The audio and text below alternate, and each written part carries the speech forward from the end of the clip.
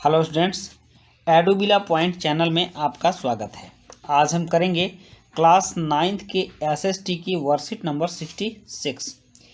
ये वर्कशीट इतिहास पाठ 2 से लिया गया है, जिसमें यूरोप में समाजवाद एवं रूसी क्रांति की पुनरावृत्ति है और इस पुनरावृत्ति का ये पहला भाग है, मतलब आगे भी इसकी पुनरावृत्ति होनी है।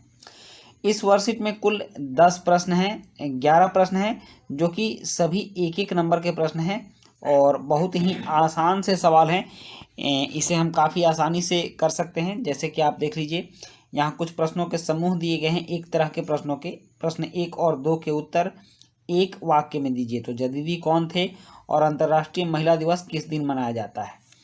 उसके बाद है प्रश्न 3 और 4 में रिक्त स्थानों को उचित शब्द या पद से भरिए। तो यहाँ भी काफ़ी आसान है, बस एक एक शब्द डालना है इसमें। और उसके बाद है प्रश्न 5 और 6 में दिए गए शब्दों के बारे में एक एक वाक्य लिखिए। स्टालिन का सामूहिकीकरण और उसके बाद है उदारवादी। तो इन दोनों शब्दों के बारे में हमें एक एक लाइन लिखने हैं। और उसके बाद है प्रश्न 7 और 8 में दिए गए वाक्यों को सही या गलत बताइए। तो इसमें 2 प्रश्न हैं, 7 और 8, इसके सही और गलत बताने हैं। और प्रश्न 9 और 10 में रेखांकित शब्द को सही करके पुनः लिखना है, मतलब ये शब्द यहाँ गलत हैं और इस जगह पर दूसरे शब्द डालकर हमें यहाँ लिखने हैं। और फिर प्रश्न 11 है, जिसमें कि कथन और कारण दिए गए हैं और इन कथनों को पढ़कर नीचे दिए गए विकल्पों में से सही उत्तर चुनकर हमें लिखना है। तो इसमें कथन ए है, जार ने 1905 में ड्यूमा के गठन की सहमति दे दी। और कारण आर है, जार अपनी सत्ता पर किसी भी प्रकार का अंकुश नहीं चाहता था। तो इस तरह से अब इसमें कथन ए बी सी डी करके 4 ऑप्शन हैं और इन चारों में से कोई एक सही ऑप्शन हमें लिखना है।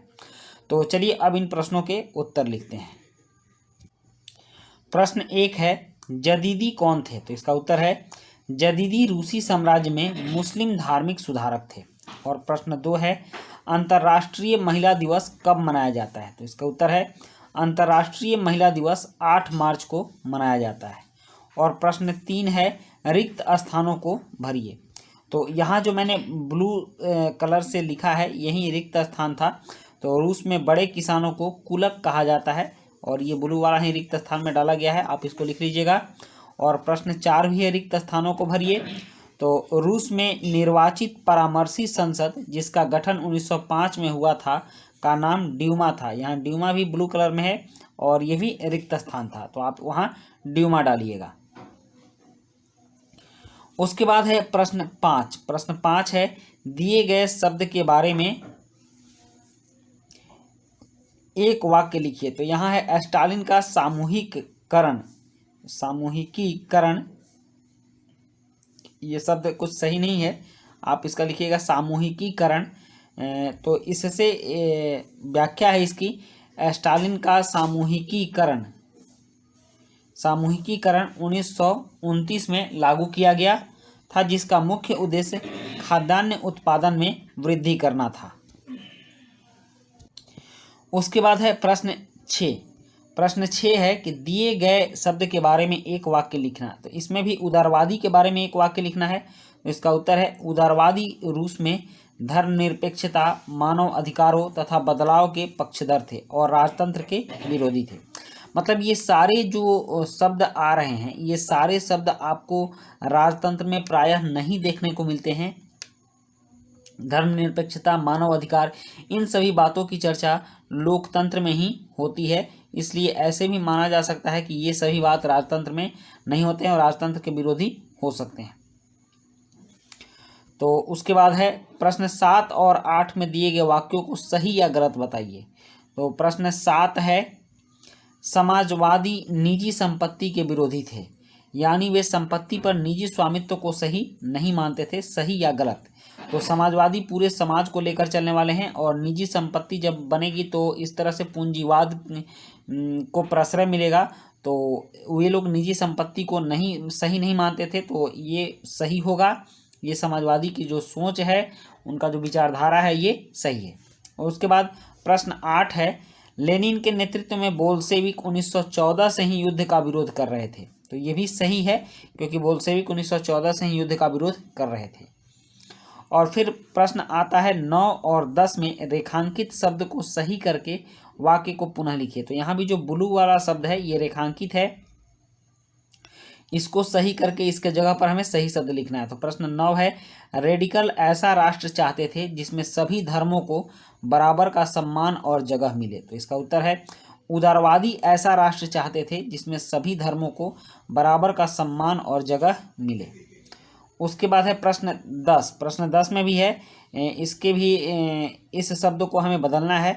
तो प्रश्न 10 है, रूढ़िवादी समूह वंश आधारित शासकों की अनियंत्रित सत्ता के भी विरोधी थे।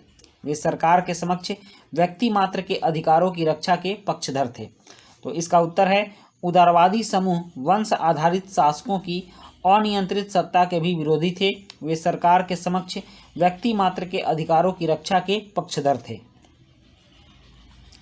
उसके बाद है प्रश्न 11, नीचे कथन और कारण दिए गए हैं। इन कथनों को पढ़कर नीचे दिए गए विकल्पों में से सही उत्तर चुनकर लिखिए। तो इसका कथन है, कथन ए है, जार ने 1905 में ड्यूमा के गठन पर सहमति दी थी। और कारण आर है, जार अपनी सत्ता पर किसी भी प्रकार का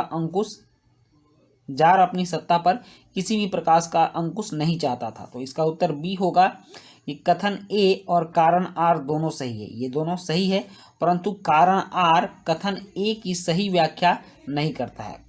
ये जो कारण आर है ये कथन ए की सही व्याख्या नहीं करता है, इसलिए इसका उत्तर बी होगा। बच्चों, ये जो आपकी वर्कशीट है ये वर्कशीट काफ़ी इम्पोर्टेंट है, क्योंकि इस वर्कशीट से आपको बहुत सारे सवाल आने वाले हैं।